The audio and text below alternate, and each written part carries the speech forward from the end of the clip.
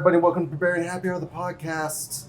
It's an actual podcast this time. Actual that never podcast happens. Not a Twitch. We call ourselves a podcast. Our t-shirts say it, but we rarely do podcasts. We're here at Peakview Brewery. Is it Peakview Brewing Company or Peakview Brewery? Peakview Brewing Company. Brewing Company? Greenwood Village, Colorado. Greenwood Village, Peakview Brewing Company. We just brewed a beer with them. It's going to be a milkshake IPA, tangerine cream thing. We don't know yet. Pending. Yeah, it's going to come out. It's going to be crazy good. We're joined by Sean and AJ, the brewers, and Yep. I'm the brewer and I'm the owner, one of the owners right now. And then AJ is our. I'm the general manager. I run the taproom for these guys, and I help Sean with some of the brewing. Really do whatever they want me to. Does my cleaning. Yeah, help clean work. yeah. Help clean tanks, carbonate beers, keg beers. So I'm reading this palette. Hey.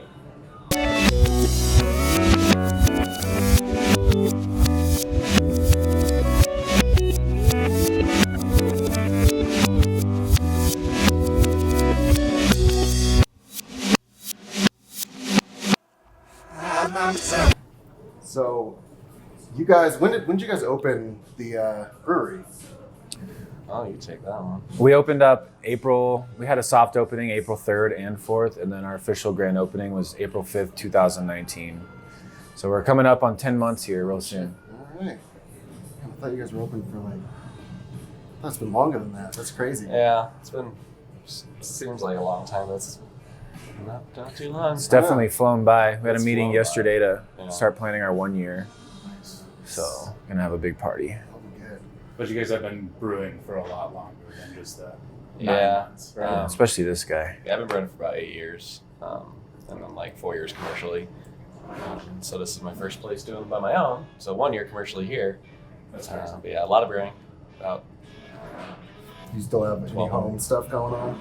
Oh no, I Yeah. burned all that Oh, stuff. yeah. The second I got this place I out, figured. it's gone. No experiments in the basement? The nice thing about the system is 5 barrels. You can do experiments on this Yeah. because it is a small amount of beer, commercially speaking. Yeah. If you brew a bad beer, then you got 10 kegs of it, and then you're sitting on some dead beer. That's true. So it'd be nice to have a smaller system to experiment on, but we don't have time for that right now. We're just keeping up with the tap room, really. What's your most popular beer selling right now? As far as I know, still the Skeptical Haze IPA, the New England style IPA. And then we got the peanut butter porters. All the IPAs do pretty well. Mango Hibiscus Blonde does pretty well. I'm excited for that one. Yeah, for That'd sure. be nice to have it back. Kind of sad it ran out, but Yeah. it sold way faster than I expected it to. I'm sure. What would you say are your top 5 flagship beers that you came out with? Peanut butter porter, Mango Hibiscus Blonde, Grapefruit IPA. Honestly, the Blood Orange Wheat's kind of turned it into one. Yeah, it's really popular. And then, Haze. the hazy IPA. Everything else, it's kind of switching up. Our sours do really well. We're just always switching up the type of sour, the flavor, the different fruit. If you come in every few weeks, you're going to see some new beers on the menu. So we pride ourselves on keeping it interesting for people. I'm excited for some of the ones you're talking about. The Strawberry cheesecake. yes. It's gonna be good. Yeah, so tell us about that beer. So it's gonna be a Berliner Weiss base. So kettle sour, and we're going to add a ton of oats to it, kind of give it the mouthfeel of the cheesecake. But we're also gonna add 100 pounds of strawberry puree, a ton of vanilla, and I don't know. We'll see. Might add some cheesecake in there in the boil, Nice. just for fun. Get Yeah. that crust flavor. Just a whole cheesecake. Just get a slow-mo Yeah. cheesecake flopping in a boil kettle. So are you going to try and do the graham cracker kind of background with it? Is that? That's what I was kind of trying to think of, the oats and maybe even just the pie crust. I always wondered how they do that, and it's literally just hucking pie crust in there. I mean, yeah, there's a bunch of ways you can do it. Pie crust would probably be the messiest way, but funnest way. And you could probably do I'm sure there's some kind of flavoring out there for pie crust or No, I something about just that. want to see the whole pie go in. Would be. I think it'd be fun. Just the entire pint, just drop it in. Yeah. Let it break up. That's probably what I'll do. That'd be cool. Yeah.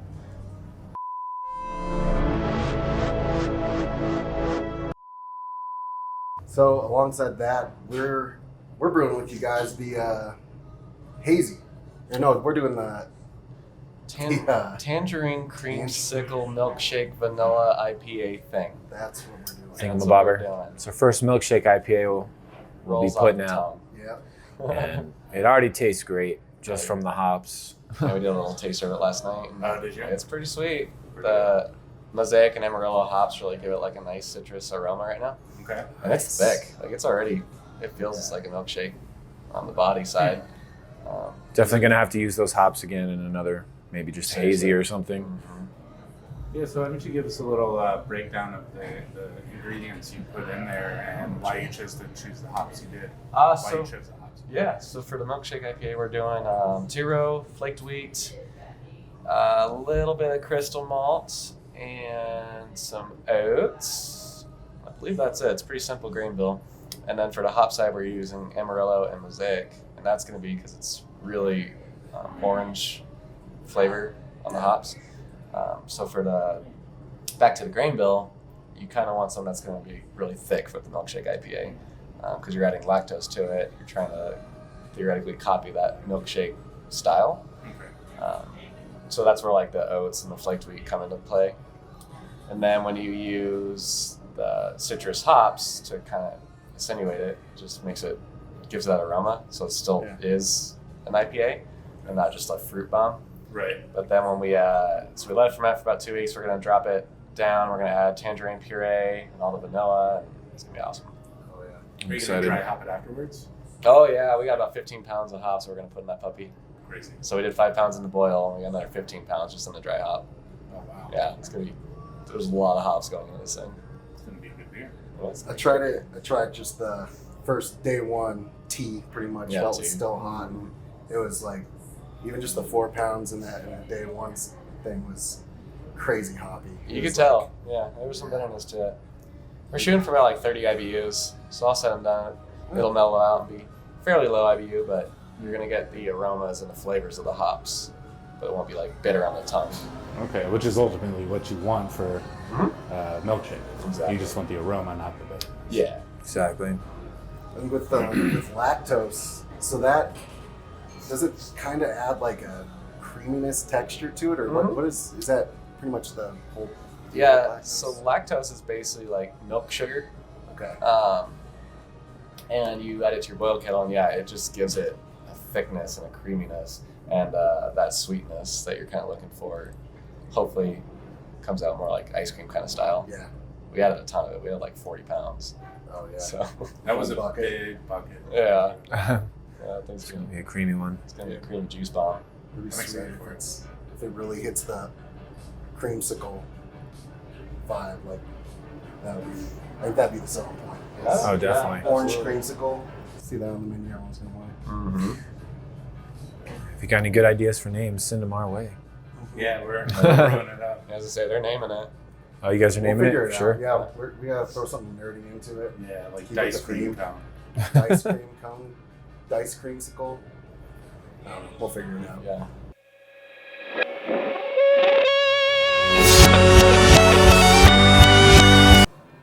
All right, Sean. So this is your first like real brewery that you opened yourself. How does it feel 9 months in? It still hasn't really sunk in. Just kind of trying to get through every single day. Like we're just keep up with what we're doing. We're doing like 60, 70, 80 hours a week, just brewing. But I mean, there's times I come in at night and the whole place is packed, and it's pretty cool. Yeah. You kind of have to let that sink in and be like, wow, like we did this. And people are enjoying it. It's a cool feeling. It's hard to really remember. Like I have to remind myself to like take a moment and look, because otherwise you just get absorbed with Oh yeah. just work. But yeah, when you actually see the people drinking your beer that you worked hard for years to do and they're enjoying it, it's pretty awesome. That's good. Yeah. And AJ, so you're friends with Justin and Sean. You've been friends for a while. Yeah. So you've got to see the whole process and help along the way. Right? Definitely. Yeah. I've helped them with whatever they really needed along the way. Just met Sean pretty much 4 years ago at this point, maybe even before that, maybe 5. years now. Time's flying by. Started hanging out and brewing for fun, and then when they decided they wanted to get this going, I told them I'd help them with whatever they want along the way. Now that we're open, you know, I run the bar for these guys, and I help Sean back here. Mostly just cellar work, but whatever he needs me to do. Help brew beer, scrub toilets, pour beers, sell beers, whatever they need, man. I got them, so. Must feel pretty cool to watch it go from a homebrew to now a stationary place, right? Definitely. I mean, it allowed me to quit my other job and move on to something I love. This is honestly like a dream job for me. Like, I love it, so. I think it's a dream job for a lot of people. Yeah. That's for sure. I feel like working at a brewery is one of the most sought after jobs in the USA, for sure. Like the top 5. At least in Colorado. Yeah, it's like the at least number Colorado. 1 sought out job. Yeah. You get to hang out and drink beer all day. It's Right. not bad. Not Hang out, bad. test beers, brew your own. Yeah. I mean, I didn't, Where's testing beers? It's a science back here. Science. at the end of the day, it's work, but I'd rather be doing this than anything else, really. Yeah. Yeah, you get to feel from day one, so you get to feel the pride of looking out and like, you guys built this. And we See did. all the vibes. And Yeah, there was a moment during our grand opening where everyone just like gave us a round of applause, and we all just kind of took it in. We're like, wow, it was That's cool. pretty That was a really good moment. Oh yeah, I almost cried. I almost did too. 100 people in here, and everyone just started cheering. Just like, That's wow. awesome. It was like everyone was served for a second. We had like a minute to breathe, and we're all just like taking it in. Someone was like, "Let me take a picture of you guys," and everyone just started like clapping real loud and cheering. That's awesome. It was good. How many beers did you guys have out for that opening day? We 12, I think. Yeah, we opened a 12 of our own, and then we had the holiday gluten-free one. Yeah, we brewed every single day for like a solid month just to get ready for open. So that's what we wanted to do. We have 200 and some odd recipes that we're working on and want to throw out there. Jeez. So we wanted to, when we opened, we wanted to show people what we got. What are your next like most exciting beers coming out, do you think? Probably that strawberry cheesecake Berliner. That's gonna be awesome. Me and Coal Mine are doing a fun one for a collab fest where we're doing an oatmeal stout Eno beer. So we're gonna add a Cabernet red wine to it, Wow. and then we're going to add dark chocolate and cherry to it, and then we're gonna put it in an oak barrel. And yeah, Get that whiskey flavor or oak flavor? that's gonna be a pretty wild one. When is Collab Fest? Collab Fest is it's actually our 1 year anniversary. Oh, wow. So it'll be April 5th. It's a good way to celebrate that. Yeah. That's gonna be a really fun beer to make. It's gonna be wild.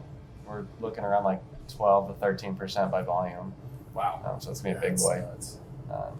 That's Yeah, like a 4-ounce pour of beer. yes, sir. Yeah, that's probably like the most ambitious beer we've ever made.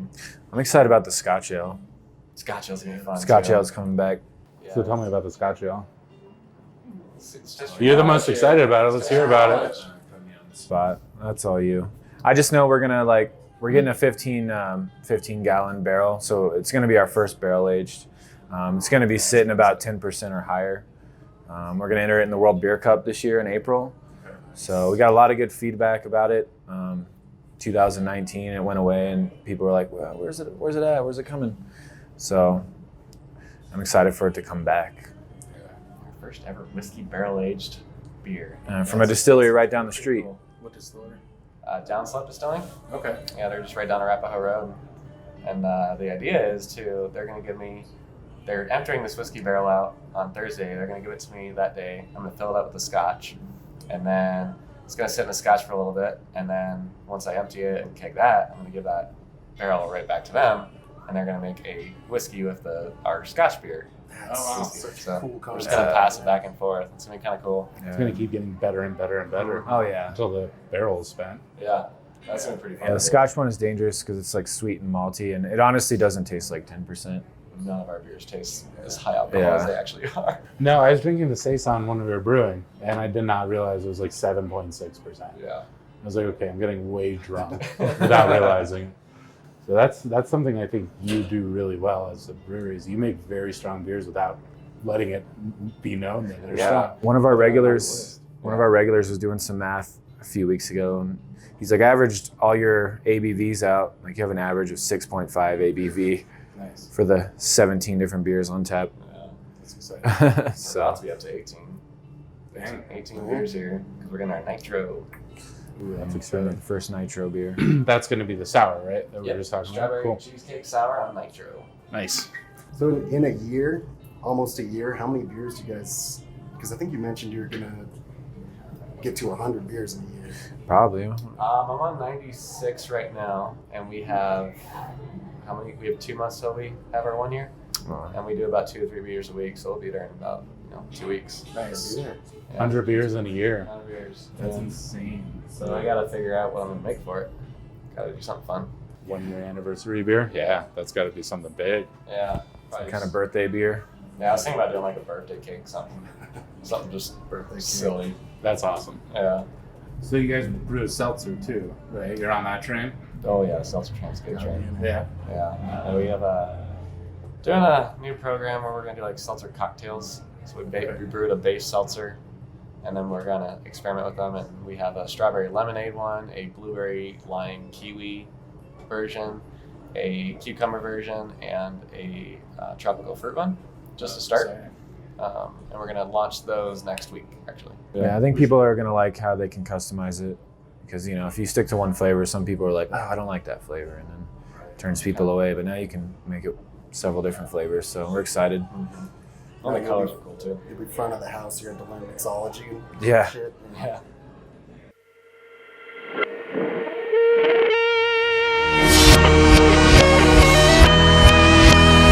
Yeah, we actually have a peak view outside of our patio on nice days. We didn't plan that; it just worked out. Nice. To a Rocky Mountain high. Yeah, this You is a literally can see the Rocky Mountains from here. You This can is see a Long crazy Peak, good Mount location. Evans, and I think you can see Twin Peaks too. Oh, cool. As far as What's that called?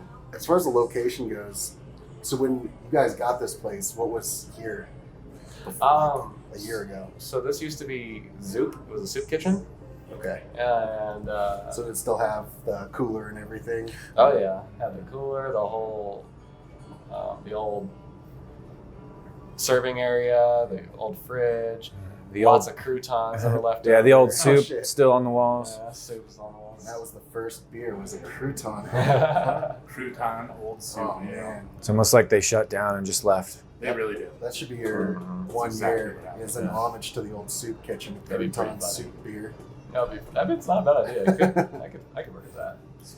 Yeah, and it was a Pizza Hut once before too. No shit. We were scraping up Pizza Hut tiles from the '90s, probably. That was the 80s. Yeah, who knows I think that the like first that building. red old school like Pizza Hut tiles when you used to go into Pizza Hut and actually eat there. Right. Yeah. The salad bar and everything. Scraping all those up. Our old boss actually used to get drunk here at Pizza Hut. Really? Back in the 80s. They didn't even Carl. serve beer. You just showed up with whiskey and stuff.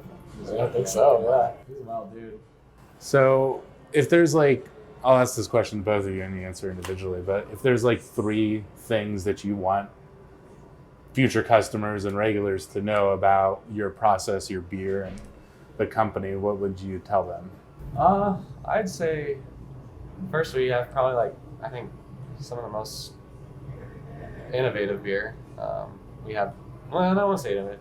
I would say the widest range, and we have 200 and some odd recipes. And there's always going to be something new coming on, which is always cool. 'Cause that's one thing I like about breweries is I like having the stuff that it's always going to be there. But then I like when you come in every time and there's something new and exciting. So we do that a lot. And then probably second thing, we're veteran owned, which is cool. Me and Justin are in the Air Force, or he's still in the Air Force. I'm out now. And then our other investor was in the Marines. Okay. So we're all military owned.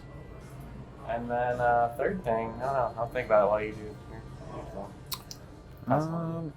I mean, kind of along what Sean said, I just want everyone to know that, don't always get comfortable with some of the beers because we're always switching it up, keeping it exciting. The most popular ones will stick around, and if you do like something, just keep telling us. We'll probably brew it again.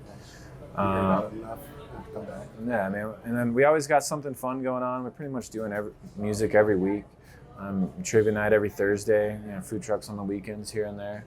So, and then a lot of people, we're dog friendly and family friendly. So you can bring your kids, bring your dog, have a good time, get some food on the weekends. There's a lot of food in the same parking lot. So, just trying to create a good vibe for everyone to come hang out and and piggyback off that. But we're really trying to build a community, family-friendly environment here where everyone can feel welcome.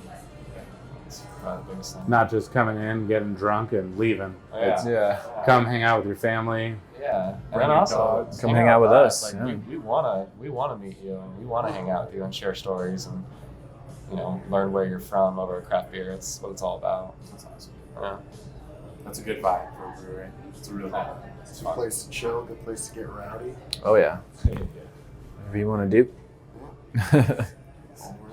What is your personal favorite beer on tap right now? The only one I would never change the recipe is the peanut butter porter. I am stoked on that beer. It is perfect.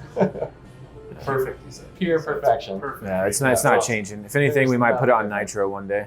Oh, wow. See how it does. Yeah, it doesn't. I would never put it on nitro, but like the core recipe, it's perfect. That's awesome. That's my That's like favorite one. that's your baby, right? Yeah, absolutely. Peanut butter.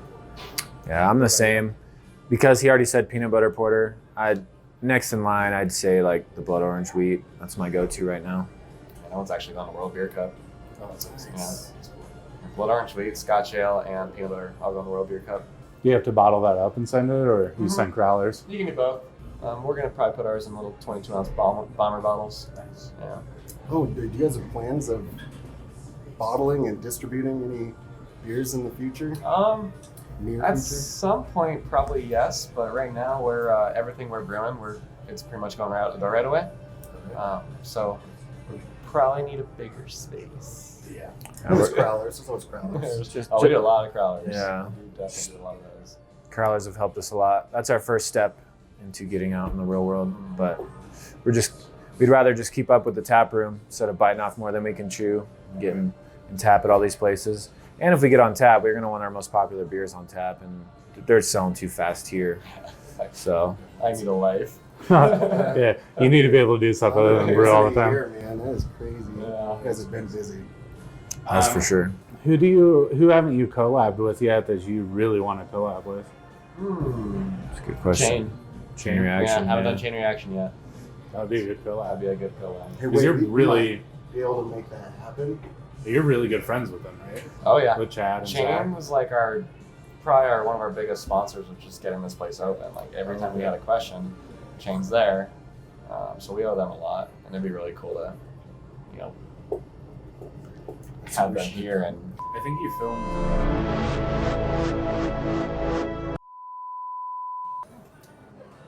So as a exit podcast ending, what do you want to say to the people as a final sign off? I'll let you do it, because I'm about to die. What I want to say to people as a final sign off. Oh man, it's a tough one. What's your slogan? I know from our perspective, the Brewbarian Happy Hour at least, we're extremely grateful that you allowed us to come in and film, let alone allowed us to be part of the brewing process and brew beer. I thought It's fun to learn. one of the best things that we do is just, I think, showcasing people's beer. So being able to have a beer brewed with us is like one of our favorite things ever. So we really appreciate it. I don't know, I just think I'm not convinced when people say they don't like beer, because you can make so many different types of beers. I try to convince everyone when they come in here that we can find a beer that you'll like. So, give us a shot. I personally love all of our beers. If someone comes in, I can keep them happy with at least a few beers on the menu they'll probably like. So, give us a find shot. something for you. Yeah. And if not, I'll brew something for you. There you go. We take suggestions. We listen to our people.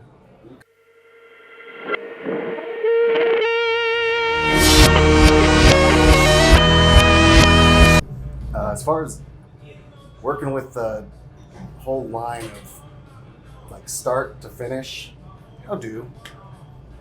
What's that? how start to finish go? Just kidding. Like the whole brewing process? No. Do we have time for that? Hold on. I was gonna say, that's a hot I minute. have Yeah, one minute.